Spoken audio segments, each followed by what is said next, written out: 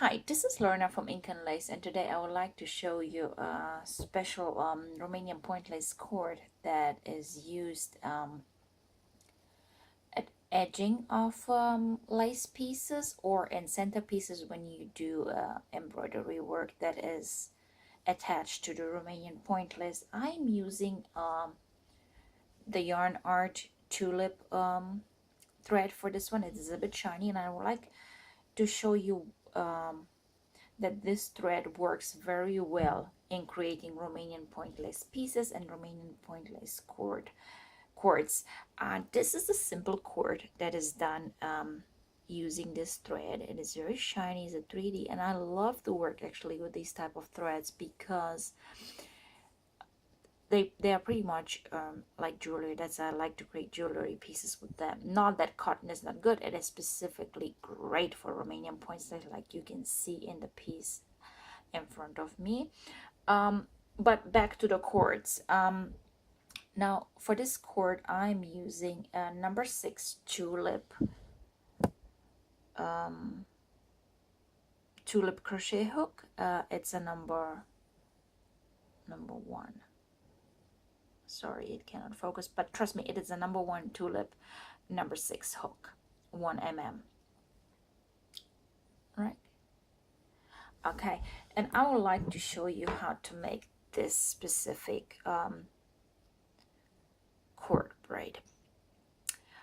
You will need, like I said, a hook, and you will need your thread. You don't have to use this specific brand. So I always start with wrapping the thread, never making a knot. 1, 2, 3. Once you do 3, you might not be able to see that, but if you know a little bit of crochet, you know that you have to start with chains. Once you start with the chains, you basically start to create using the first inserting your hook into the first chain. 1, hope you can see it, 1 stitch, 2, again, and all into the same, more thread. So you have the first one, 2 added, and you need to add 2 more, so you have 5 in total. So again, into the same, last stitch, try to squeeze it in.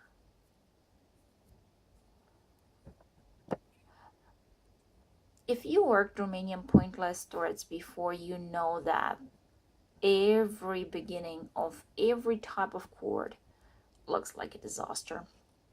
It is normal, it's not recognizable, but it's okay, it's just a start. So there you go, 5. At this point, you turn I always do another stitch, even though it's not required in any books that I've seen on Romanian point lace in Romania.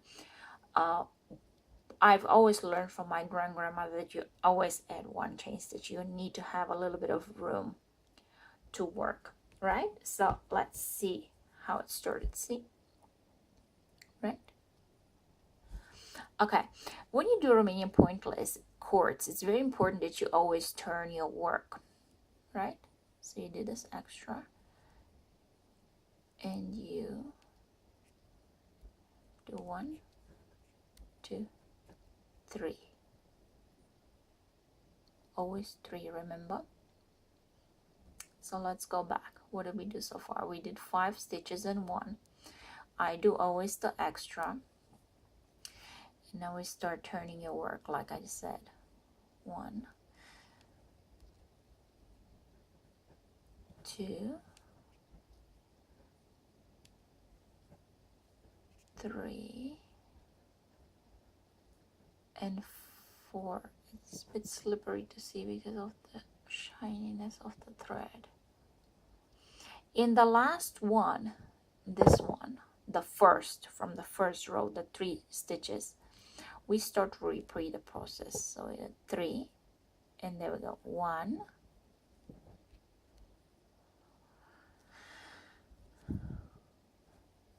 2,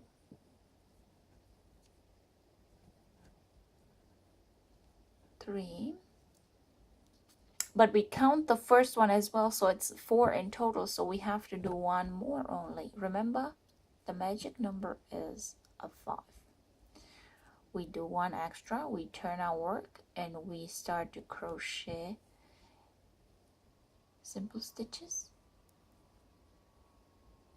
back into the row. If you are not very familiar with lace stitches, but you would like to learn it, feel free to actually use a larger hook and also larger thread. It might be easy just to learn it, and after that you can switch to lace weight or different weight. So 3, 4, and 5. See how it's coming together? Again, my extra 1, 1,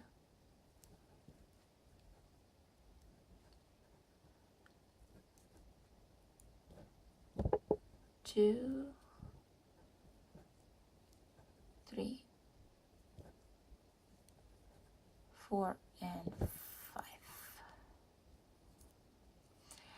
You will continue to create this rope as much as you need. The main thing is that this is a flat cord, and the flat cord is used basically in the center, or like I said, like a fancy edging. 3, 4, 5. I have seen in some Romanian pieces, not for furniture, that this cord has been bent in half to create nice edging inside and outside of a garment, especially for luxury pieces, wedding dresses, etc. So this is basically like a climbing ladder Romanian point lace cord. So if you'd like to learn more about Romanian point lace, or you have questions on different fillings, stitches, cords, feel free to contact me or visit our website www.balea-Raitz.com. Thanks for watching, and thank you for subscribing to our channel. La revedere, vă pup! Mwah!